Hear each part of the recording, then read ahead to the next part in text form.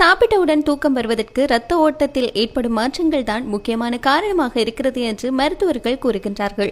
ஒரு நபர் சாப்பிட்ட பிறகு சிறுகுடலுக்கான இரத்த ஓட்டம் வியத்தகு முறையில் அதிகரிக்கிறது என்று ஜப்பானின் கியோரின் பல்கலைக்கழகத்தின் சுகாதார அறிவியல் பேராசிரியரான டோமோ நோரி கிஷினோ கூறுகிறார். அதாவது செரிமானத்திற்கு எரிபொருளாக குடலுக்குள் ரத்தம் செலுத்தப்படுவதால் மூளைக்கு இரத்த ஓட்டத்தில் தொடர்புடைய அதாவது செரிமானத்திற்கு எரிபொருளாக குடலுக்குள் ரத்தம் செலுத்தப்படுவதனால் மூளைக்கு இரத்த ஓட்டத்தில் தொடர்புடைய வீழ்ச்சி தூக்கத்தின் உணர்வுகளை தூண்டும் என்று கூறப்படுகிறது.